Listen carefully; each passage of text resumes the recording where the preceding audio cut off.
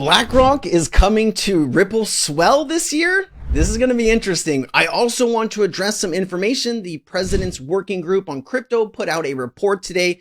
There was some recommendations into this report, and some people are hinting that they could be talking about Ripple or XRP. I'm going to get into that information. Plus, we're going to take a look at some other details from this report and give you everything that you need to know. Let's go ahead and jump in, guys.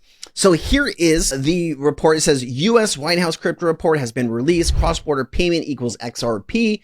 U.S. does not need Bitcoin. They need XRP. And so here are the recommendations. Relevant U.S. agencies, including Treasury, should promote U.S. private sector leadership and in the responsible development of innovative cross-border payments and financial market technologies. Toward this end, Treasury should consider using its conveying authority to encourage and provide clarity in the U.S. financial institutions leading in these efforts. There's also some information at the bottom here. It says Treasury, in coordination with other relevant agencies, should engage with international counterparties and institutions by leading initiatives to upgrade domestic payment systems, FMIs, financial market infrastructures, and cross-border payment systems to help protect the primacy of the dollar-based international monetary system. So as you can see here, some of the stuff in this report is worried about de-dollarization around the world and how can we, make the US dollar, still last here the next 5 or 10 years or however long they're trying to get this.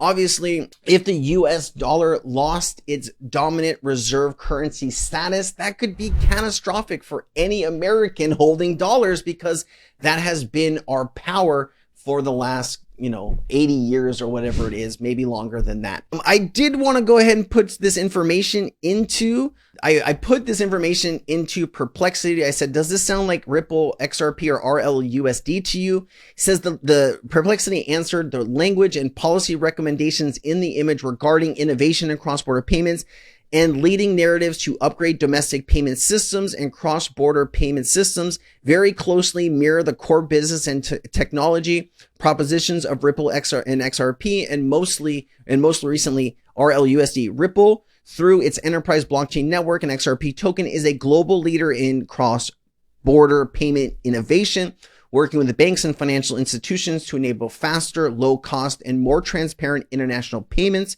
XRP is purpose-built as a bridge asset for rapid currency settlements within its network, RippleNet, servicing 90-plus markets and handling 55 different currencies for on-demand liquidity and cross-border flows. Major banks and payment providers, including Santander, SBI Holdings, and several U.S. institutions actively use or test Ripple's infrastructure to bypass slow, expensive correspondent banking models. It does say RLUSD, Ripple's recently launched regulated U.S.-backed stablecoin, is now fully integrated into Ripple's cross-border payment systems and is already seeing adoption among international money transfer providers and merchants for seamless, compliant, and instant USD settlement across borders. RLUSD is used on both the XRP ledger and Ethereum blockchains and is marketed for treasury uses as well as real-world payments from retail to business to business. The focus of the image on promoting private sector leadership, international regulatory alignment risks, and technological upgrading in payment systems are explicitly aligned with what Ripple and its stablecoin RLUSD offer. Regulated, real-time, secure, and scalable digital payment innovations for both domestic and international use cases. In summary, yes, the recommendations and language presented strongly reflect and support what Ripple is doing with XRP and RLUSD.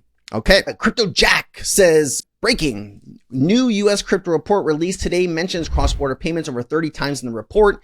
XRP is the leading for cross-border payments, and saying XRP without saying it. And so, it was mentioned a bunch of different times, and they're pointing out all of the different times mentioned here. And they were highlighting this one for cross-border payments where costs are significantly higher. Example, 6.4%. We understand that if the United States were to wake up tomorrow and say, hey, let's go ahead and save some money on all this stuff, they could use Ripple's technology if they so choose to. Financial institutions all over the United States could start using Ripple's technology as well as regulations develop and evolve here in the United States. Chad Steingraber also pointing this out. Ready XRP, breaking Trump crypto report. It says calls for SEC CFTC cooperation to allow federal level crypto trading. Pushes safe harbor plus sandboxes to speed up DeFi innovation, supports fast rollout of Genius Act stablecoin regulation. This is something that we were talking about, right? Let me finish this and I'll come back to it. Reveals a strategic Bitcoin reserve built for seized Bitcoin, wants IRS to clarify tax rules for mining, staking, and small crypto transactions, suggests crypto access to 401ks, mortgage assets, pushes for bank charter access and clearer margin rules for crypto firms. SEC lawsuits dropped from Coinbase, Ripple, Binance under new leadership, DOJ crypto enforcement units dismantled. So a few things here. Supports fast rollout of the Genius Act. Remember, I gave you all this information. We knew this, right? We were waiting for a confirmation. We still don't have a full confirmation, but this is saying that in the report, they're saying that they would like to speed up this 18-month window and when this, the Genius Act would go into law. President Trump signed it, but it does take 18 months from the day of signing for that to actually go into effect. Now, Scott Bessent, the Treasurer of the United States, could speed this up to as little as 120 days, but I'm still waiting for that confirmation. It is interesting down here, though. It does talk about the SEC lawsuits dropped, Coinbase, Ripple, and Binance. Now, we've seen the Coinbase one dropped. We've seen the Binance one dropped. We're waiting for that confirmation in Ripple. This could also be a major, thing that people are waiting for in the XRP space. When they announce this, I would imagine you're going to get some short-term pump in the price just because people that are not following all of this news every single day might see this as this is what we've been waiting for to really take off. So I'd imagine this is going to have some kind of punch. And it's interesting to see that suggests crypto access for 401ks and mortgage assets. That is really cool too. In the report, you did see Ripple mentioned here with a lot of other crypto companies. Here is the timeline of adoption from 2008, 2010, all the way to 2025 and beyond, and everything in between. I'm not going to read all of this stuff to you because it would put you to sleep. But as new information kind of comes to light, we'll address it and go over it together. And I will address this in my Fridays live stream. Make sure that you're there.